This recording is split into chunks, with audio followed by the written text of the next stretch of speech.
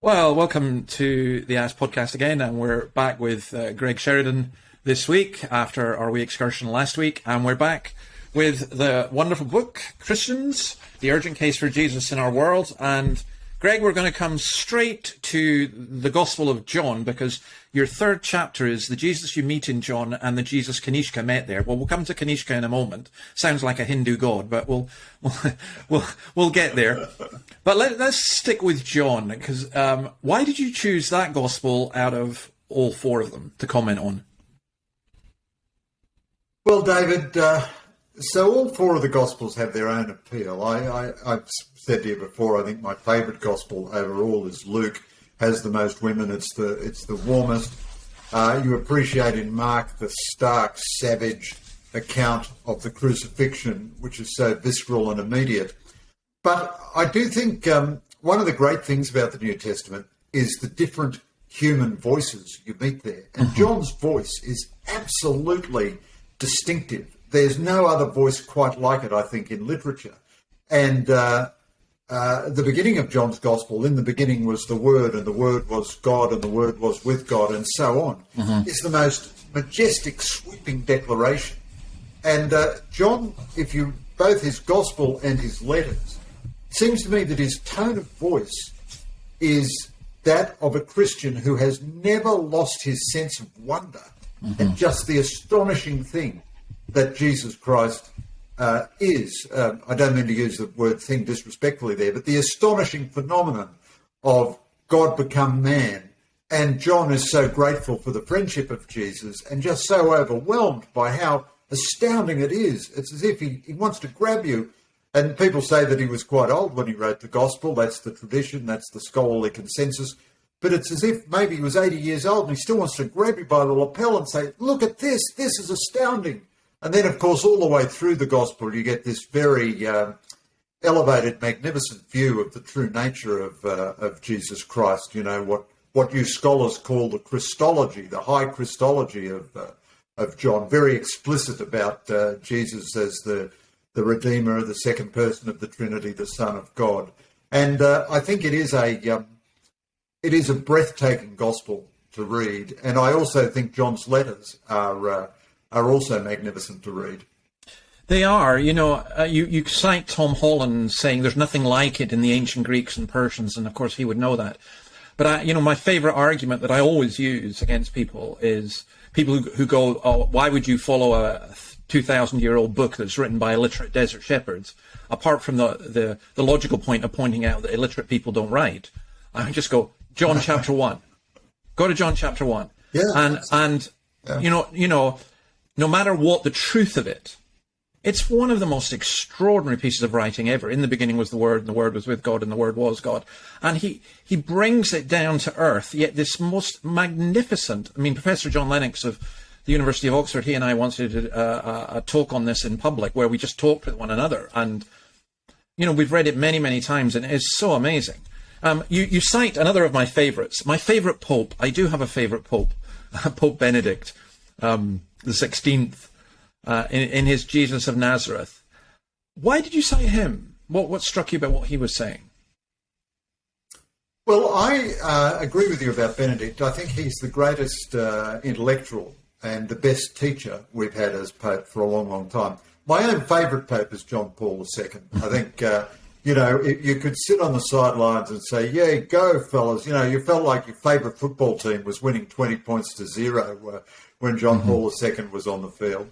Benedict didn't have JP2's charisma and personality. JP2 had stared down the Nazis, and then he stared down the communists, and he broke up the Soviet Union and so on.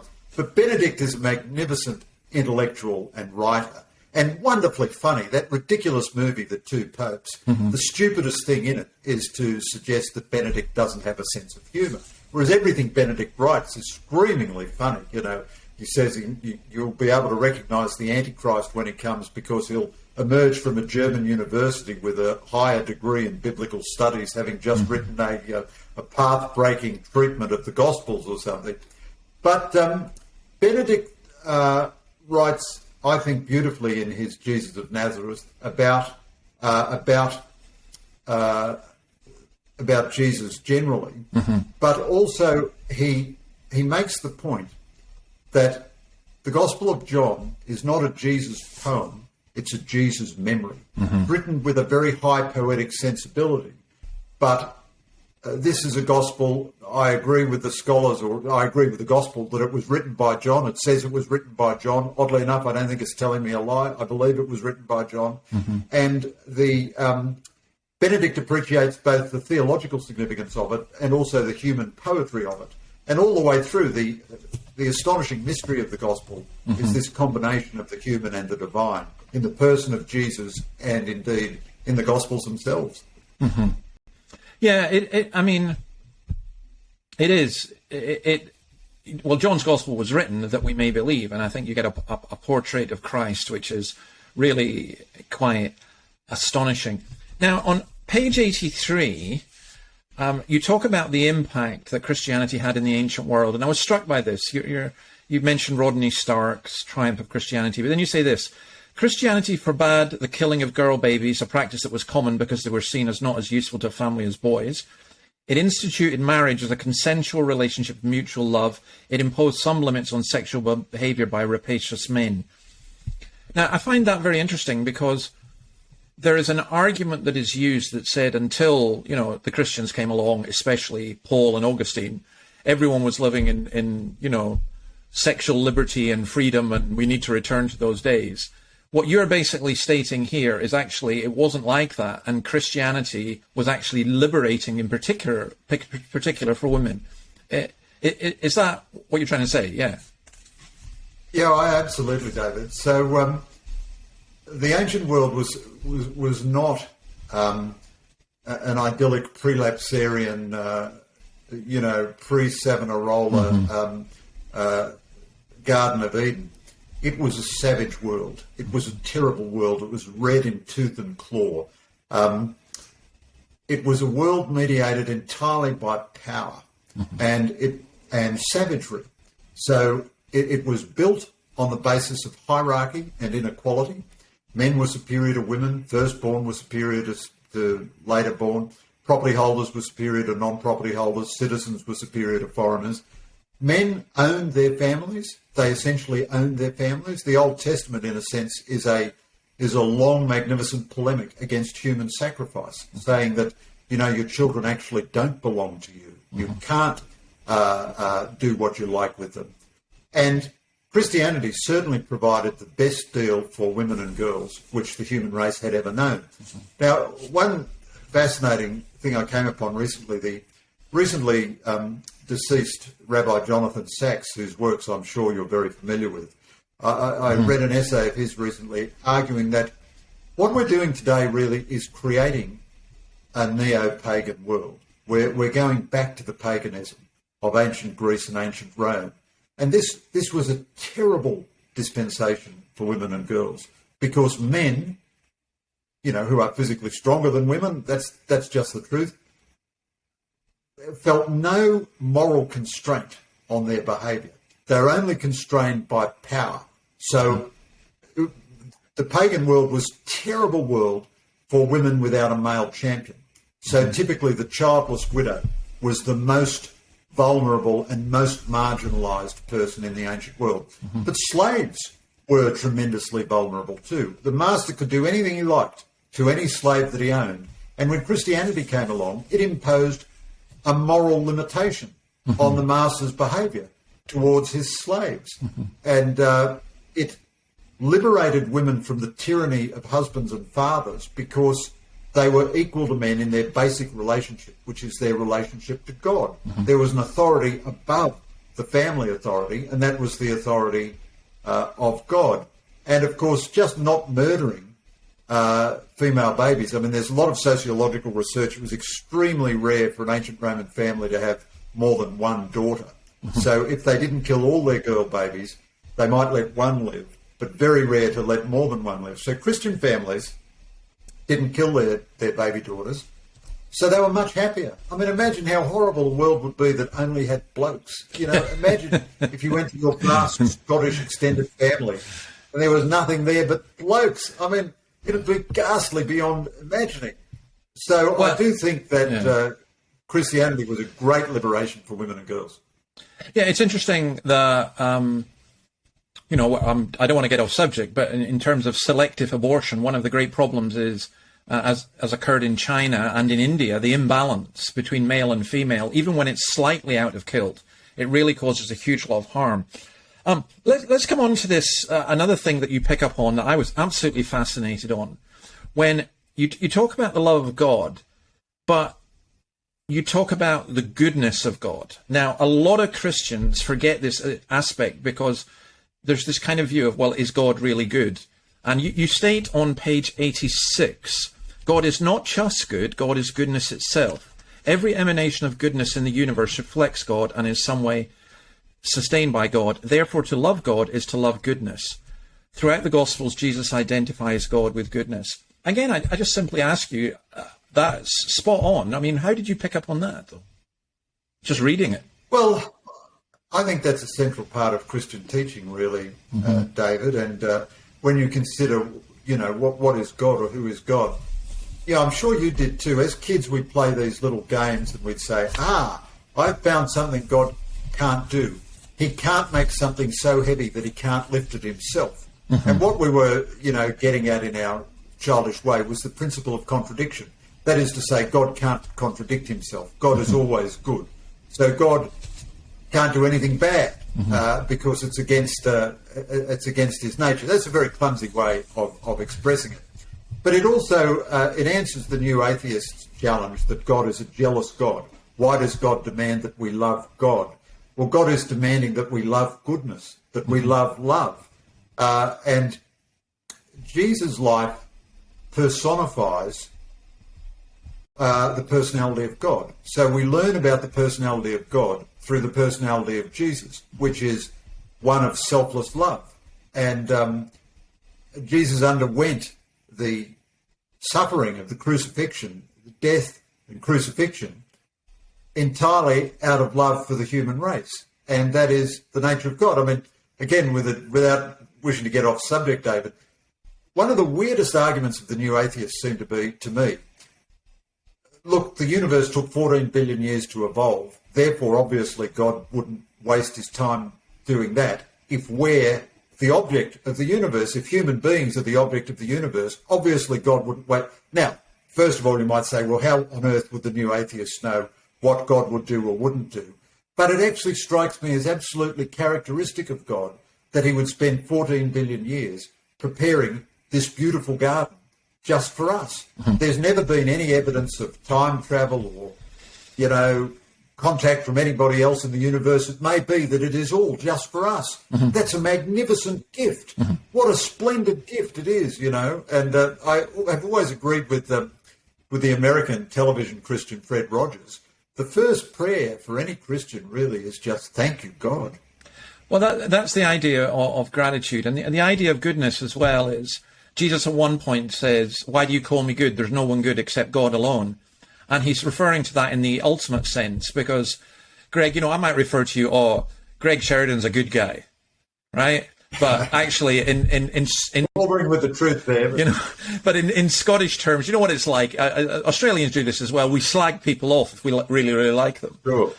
But, actually when someone says you're a good guy, you say, yeah, sure, that's what you see of me. But actually that goodness is mixed in with, the heart of darkness as well. And the dividing line between good and evil, as Solzhenitsyn poet says, going through the middle of every human heart. But the absolute goodness is in God. And I think that also ties in, we were talking about sex abuse scandals and other things, that, God does not do anything evil and does not command his people to do what is evil, and there's a whole argument that we can get in there about the difference between good and evil. But also back to the new atheists, of course, Richard Dawkins says in the universe there is no good and evil, which is it's a fascinatingly miserable world to live in, because most people know there is. It's dark.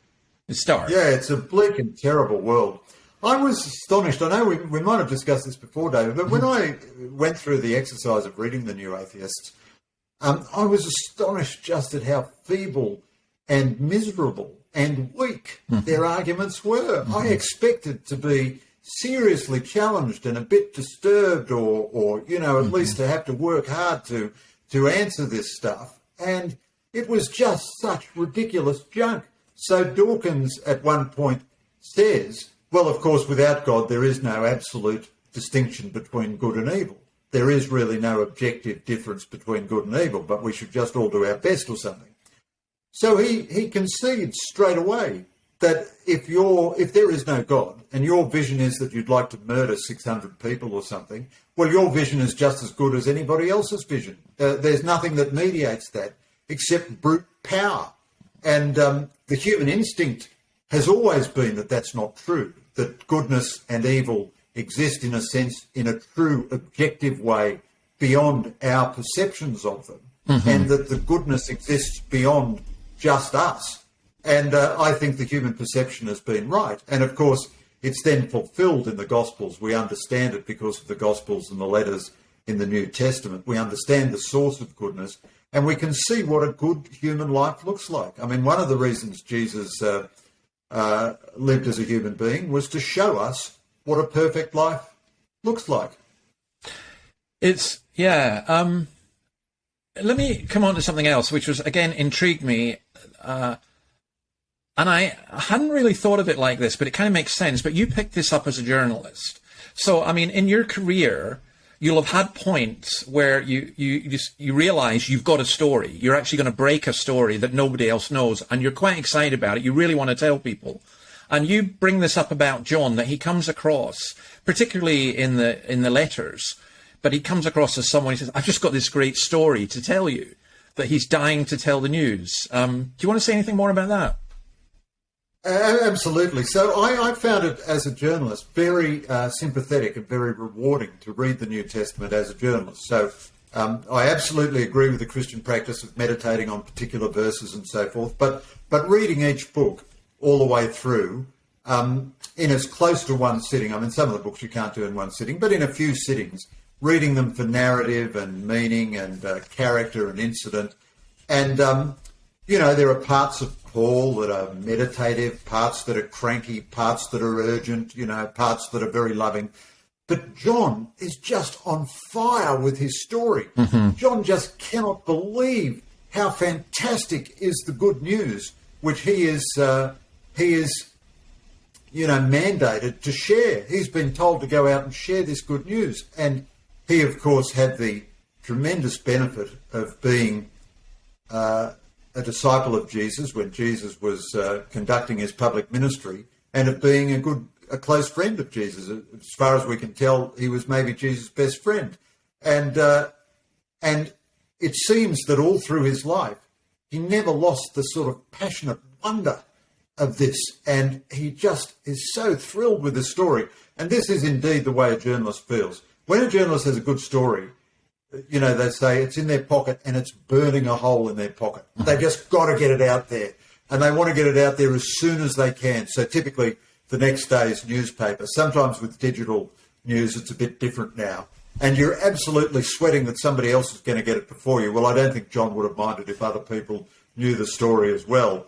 But you just want to shout out to everybody, look at this. This is really important. And journalists become very obsessive about their stories. I mean, I write a great deal about submarines. My wife never wants to hear the word submarine ever again. But for me, submarines are an object of wonder and joy and fulfillment, And John, a bit of a higher plane than me, he felt this feeling about Jesus only 1,000 times over. And this tone of voice comes through. So you could never mistake John's tone of voice for Paul's tone of voice. You could never mistake John or Paul for Peter, or you couldn't mistake any of them for Luke. They have very distinctive tone. And I'm astonished at this in a way, because it's come to us across 2,000 years, across vast cultural differences.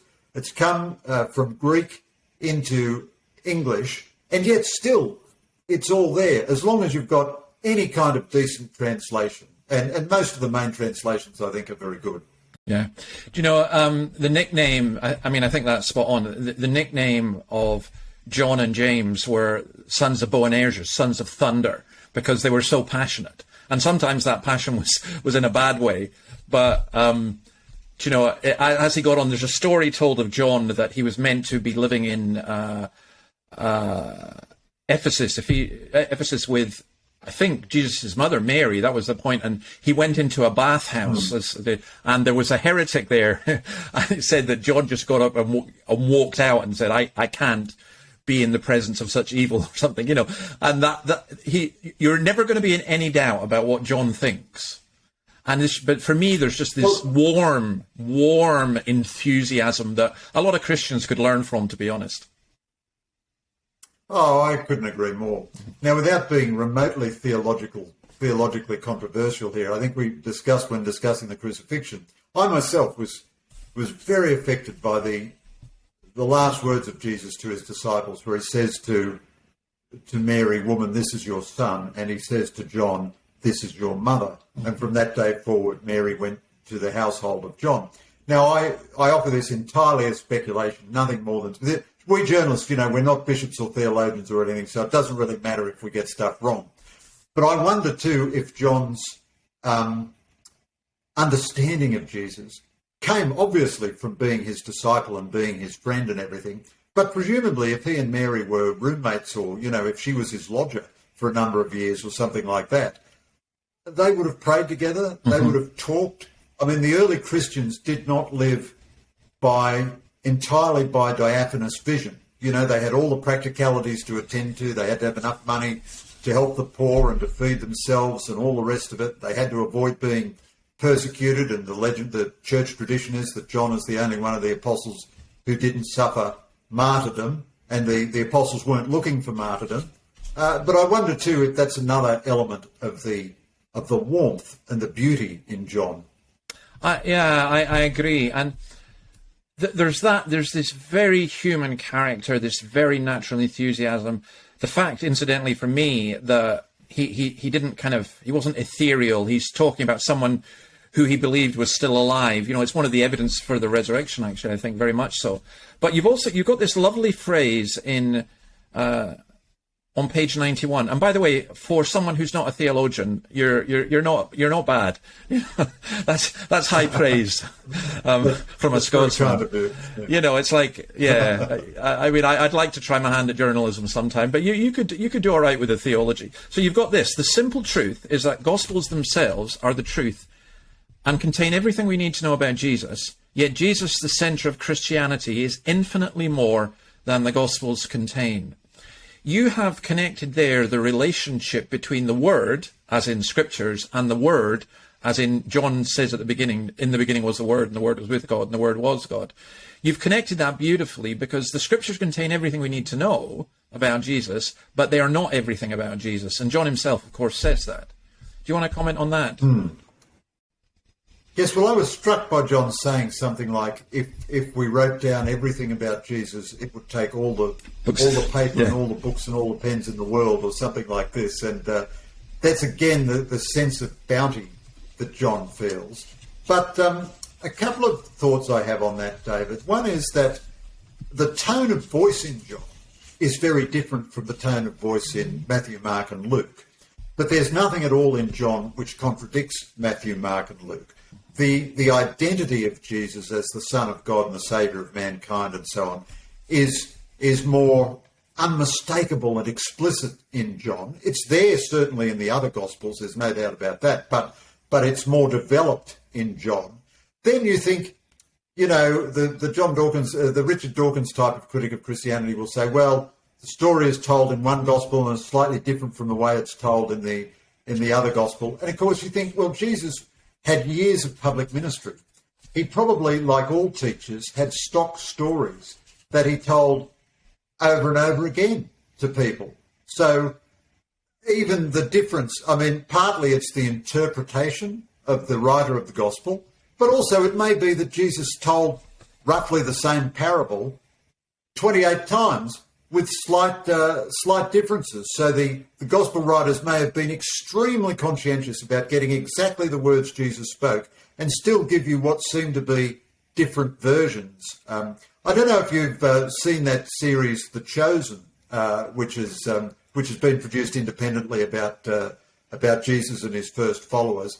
it creates a backstory for the disciples, but it does so very sympathetically to the gospel. Well, it doesn't make any claim for truth of the backstory, but of course, Peter and James and everybody, they had lives before they met Jesus. Jesus presumably said a lot more than the words that are recorded in the gospel. And of course, Jesus is an active element in history all the time and in every human heart all the time. So Jesus is much bigger than just the gospels, but certainly the gospels are true and contain everything we need to know about Jesus. Like everything in Christianity, it's a paradox and it's a little bit of a mystery. Yeah, but you see, this is why I'm saying you're a good theologian, because you're following in the footsteps of Paul, who will come up to you in another discussion, because Paul in Ephesians, in Romans, in Colossians, he talks about knowing the mystery that is Christ and knowing the mystery of God, which is Christ. And he says in God, in Christ are hidden all the mysteries of God. So you've hit that on the nail. There's a beautiful simplicity, and yet there's just an incredible depth. And we're coming back again to the person of Jesus Christ. Now, Greg, our time is going fairly quickly, so I want to come on to Kanishka. Now, for those who don't know, Kanishka Raffels, I hope I pronounced that right. Have I pronounced that right? I hope so, anyway. I don't know. He is now the Archbishop of Sydney, and you obviously interviewed him. I'm going to say to people, get the book to hear the story, but I just wanted to ask you about one thing. You say, the thing I find most notable about Kanishka is the sense of sheer joy that he has in his Christian belief. Now, I have to say, when I first met Kanishka, and, I've got to know him a little bit, I agree with you entirely. I think it's infectious, actually, and it's real. There's just something. Again, we've used this word quite a lot in this podcast. Something warm, isn't there? There's something reflective, I think, of what John is talking about and of Christ. Is that a fair comment? Oh, I think so, David. So I don't want to embarrass the Archbishop, but I would say, so he was converted by reading John's Gospel, which is why I put the two of them together in the one chapter. He was he grew up a Buddhist, and he was converted by the experience of reading John's Gospel. It absolutely overwhelmed him. He couldn't sleep. He read it 2.5 times in the same night. He started the night, a Buddhist more or less, and he finished the night a Christian. And his encounter was with John's Gospel. Now, I don't want to embarrass the Archbishop, but it seems to me, I've got to know him a bit too.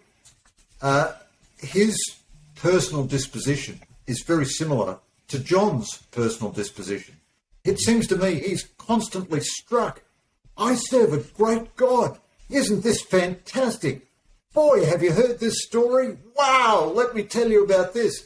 And he is a very warm person. I got to know him, if I could just digress for 1 second, because in the previous book I interviewed Andrew Hastie, the politician who had been an SAS soldier in Afghanistan. And one thing SAS soldiers do when they go on combat deployment is write a letter to their wives, and they also nominate who's going to take their funeral if they should die in combat.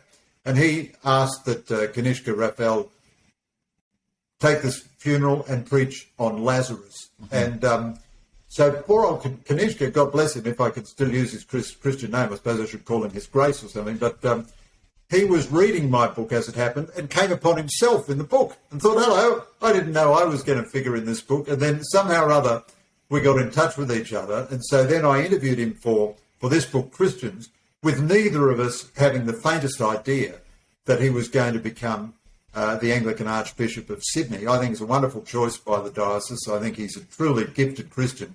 And while I think he's a uniquely gifted individual, it's also this observation I'd make to you, David.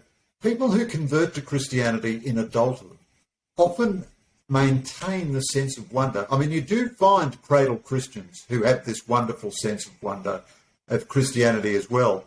But I've known quite a few people who have converted to Christianity in adulthood, and it's a really radical leap to take. And they kind of, very often in my experience, never lose that sense of, isn't this fantastic? And, everybody's different. Not everybody has the gifts of Kanishka's personality or anything like that. but it strikes me that's an attitude which, to some extent, all Christians might share. You know, aren't we fortunate to be the beneficiaries of this fabulous good news? Yeah, I think, that aspect of joy, it's interesting because, we mention the New Atheists quite a lot, and we've gone through a whole podcast without mentioning Chesterton, who is quite a joyful person, quite a jolly person. But Christopher Hitchens' God is not great. Dennis DeSouza wrote a response, Why Christianity is Great, and I just thought, wrong title, because what makes Christians excited is Jesus Christ. We love the church because it's the church of Jesus Christ and he loved the church. But we don't get excited. Well, maybe we do. Maybe some people do get excited about their church building or their church organization. But in reality, the joy doesn't come from that. The joy comes from their spin-offs. The joy comes from Christ. And, you convey that very, very well in the book. Listen, it's been my privilege again to... David, can I add one more point before we go? Yeah, absolutely. Specifically on that. I'm so overjoyed with what you said, but, this book is published by Allen & Unwin. They have been wonderful publishers, I don't know if any of them agree with a word of what I've written, but you couldn't get better publishers, more dedicated to making the book a success. They are fabulous. I can't say enough good for them. And the publisher who takes me under his wing, he came up with the title for this book, Christians, then he came up with the subtitle, but his subtitle was The Urgent Case for Christianity in Our World. And my only contribution to the subtitle was to change that to The Urgent Case for Jesus in Our World. And we ummed and ahed about this a great deal, and I didn't want to be, flip or disrespectful in using the Lord's name. But on the other hand, it's just what you were saying, that it's not an ism or a even a formal kind of religion or something that you're trying to communicate. It's the reality of Jesus Christ. And so we changed the subtitle from The Urgent Case for Christianity in Our World to The Urgent Case for Jesus in Our World. And I think that was much more, what the mission of the book is trying to be, rather than a sort of a tome about Christianity. The previous book's subtitle had a defence of Christianity in troubled times, and it just seemed right to personalise it. So I'm so glad about what you were just saying there, David, that you read the mind of my secular, the dialogue that I had with my secular publisher on this one point. You'd be amazed what I know. No, sorry, that was terrible. Listen, the borders are now open, so I can come down to Melbourne sometime, and maybe we'll meet up and we'll that'll be fantastic. To do some of this. But look, in a fortnight's time, we're going to come back to Mary. Greg Sheridan, once again, thank you so much, and to all you who've been listening or even watching this, we pray the Lord's blessing upon you, and may you know this joy that Kanishka and John and we know. God bless you. Bye. Thanks so much, David. Okay.